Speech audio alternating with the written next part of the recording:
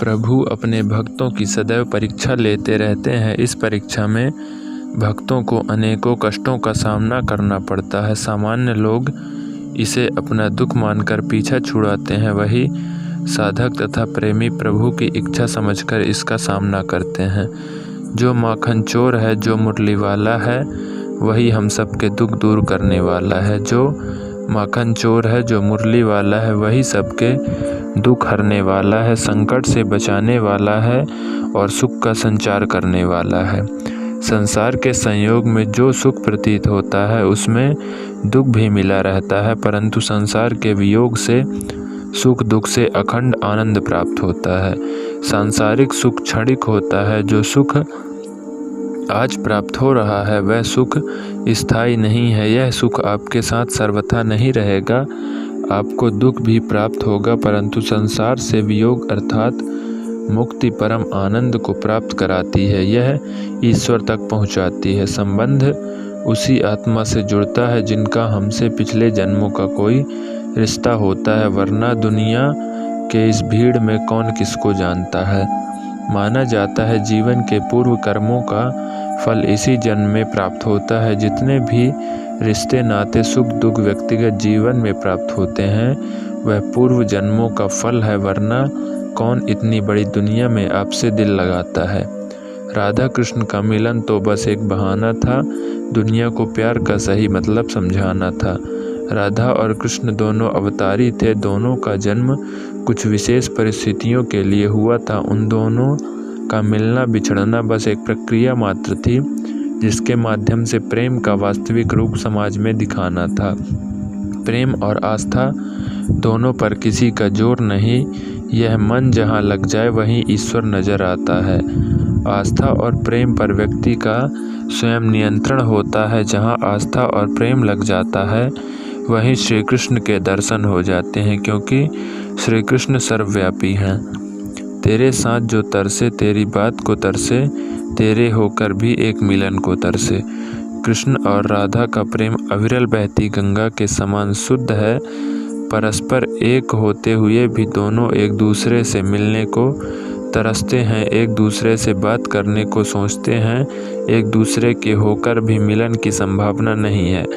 प्रहलाद जैसा विश्वास हो, भीलनी जैसी आस हो, द्रौपदी जैसी पुकार हो, मीरा जैसा इंतजार हो, तो कृष्ण को आना ही पड़ता है। कृष्ण को जो भी भक्त सच्चे हृदय से पुकारता है वह उनके साथ सदैव खड़े हो जाते हैं। प्रहलाद जैसा विश्वास, भीलनी जैसी आशा और द्रौपदी जैसी पुकार, मीरा जैसा इंतजार और सभी शुद्ध हो तो कृष्ण को आना ही पड़ता है। जीवन में आधे दुख इस कारण से जन्म लेते हैं क्योंकि उनसे आशाएं बड़ी होती हैं। इन आशाओं का त्याग करके देखो, जीवन में सुख ही सुख है। आशाएं व्यक्ति को दुख के मार्ग पर ले जाती हैं। आशाएं बड़ी प्रबल होती हैं। आशा अनुरूप कार्य होने पर जहाँ खुशी मिलती है, वहीं आशा के विरुद्ध कार्य होने पर दुख का पहाड़ टूट जाता है। व्यक्ति जीवन में आशा दुख का प्रमुख कारण है। लोग कहते हैं अपनों के आगे झुक जाना चाहिए, किंतु सच बात तो यह है जो अपने होते हैं वह कभी झुकने नहीं देते। जो लोग यह कहते हैं अपनों के आगे झुकने में बुराई नहीं, उन्हें यह भी मालूम होना चाहिए जो अपने होते हैं वह कभी झुकने नहीं देते। जिस व्यक्ति के पास संतुष्टि नहीं है उसे कितना भी मिल जाए वह असंतुष्ट ही रहेगा। जिस व्यक्ति के पास संपूर्ण धन दौलत ऐश्वर्य वैभव सब है मगर संतुष्टि नहीं है, उस धन दौलत का कोई अर्थ नहीं। वह सदैव असंतुष्ट की स्थिति में ही रहता है। जिसके पास संतुष्टि है वह थोड़े में भी संतुष्ट रहता है। जिंदगी में सदैव अवसरों का आनंद लेना चाहिए, लेकिन किसी के भरोसे को तोड़कर नहीं।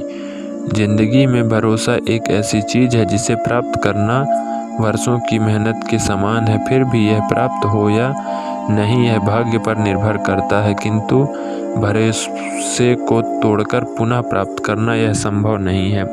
इसलिए ज़िंदगी में अवसरों का आनंद लें, लेकिन भरोसे को कभी टूटने ना दें। प्रेम में कोई वियोग नहीं होता, प्रेम ही अंतिम योग है, अंतिम मिलन है। प्रेम कभी ना समाप्त होने वाली प्रक्रिया है। जिस व्यक्ति को प्रेम हो जाता है वह फिर जीवन और जीवन के बाद भी प्रेम के वशीभूत रहता है। प्रेम को प्राप्त करने के लिए त्याग, तपस्या और योग का सहारा लेना पड़ता है। कभी भी स्वयं पर घमंड मत करना। पत्थर भी भारी होकर पानी में अपना वजूद खो देता है। जो व्यक्ति अपने अहंकार से भारी हो जाता है, जिसमें अभिमान भर जाता है, वह उस पत्थर की भांति होता है जो भारी होने के बावजूद भी नदी की धारा में डूबकर अपना अस्तित्व खो देता है। अगर ईश्वर तुम्हें ज़्यादा प्रतीक्षा करवा रहे हैं तो हो सकता है जितना तुमने मांगा उससे ज़्यादा देने वाला हो। अगर किसी लक्ष्य, खुशी या सफलता की प्राप्ति में लंबा समय लग रहा है, प्रतीक्षा की अवधि अधिक है, तो हो सकता है आपकी अपेक्षा से ज़्यादा आपको मिलने वाला है। अपने कर्म पर अडिग रहिए और विश्वास रखिए उस ईश्वर पर जो आपके कर्म की परीक्षा ले रहा है। जीवन ना तो भविष्य में है और ना ही अतीत में। जीवन तो बस इस पल में है, केवल इस पल में। जो लोग जीवन को भूत और अतीत के भरोसे छोड़ देते हैं, उन्हें श्री कृष्ण सावधान करते हैं। जीवन का अर्थ ना भूत है ना भविष्य। जीवन केवल और केवल वर्तमान है। इसलिए वर्तमान में अपने जीवन को आनंद पूर्वक जिए, निस्वार्थ कर्म को अपने जीवन में अपनाएं। मैं विधाता होकर भी विधि के विधान को नहीं टाल सका। मेरी चाह राधा थी और चाहती मुझको मीरा थी, पर मैं हूँ रुक्मणी का गया। जो विधाता के लेख में होता है उसी का फल हमें मिलता है। विधि के विधान को स्वयं ईश्वर भी नहीं टाल सकते। जिस प्रकार राधा से कृष्ण निश्चल भाव से प्रेम करते थे, प्रेमिका के भाव से मीरा कृष्ण को पति मानती थी, मगर विधि के विधान में रुक्मणी का साथ लिखा था जिसे स्वयं विधाता भी नहीं टाल सके। क्रोध की अवस्था में भ्रम जन्म लेता है। भ्रम बुद्धि को नष्ट कर देती है। बुद्धि के नष्ट होते ही व्यक्ति का पतन हो जाता है। क्रोध व्यक्ति का सबसे बड़ा शत्रु है। क्रोध को जन्म लेते ही व्यक्ति अपना विवेक खो देता है। विवेक के खो जाने पर व्यक्ति अपने पतन के मार्ग में उन्मुख हो जाता है। क्रोध की अवस्था से सदैव बचना चाहिए। खाली हाथ आए, खाली हाथ वापस चले जाओगे। आज तुम्हारा है, कल किसी और का था, परसों किसी और का होगा। तुम जिसे अपना समझकर मगन हो रहे हो, बस यही प्रसन्नता तुम्हारे दुखों का कारण है। इस संसार में कुछ भी स्थायी नहीं है, ना ही सुख दुख और ना ही जीवन मरण। सब एक प्रक्रिया है। जो खुशियाँ आज तुम्हारे पास हैं, कल वह खुशियाँ किसी और के पास होंगी। जिससे अपना समझकर हम खुश होते हैं, वही खुशी कल दुख का कारण बनती है।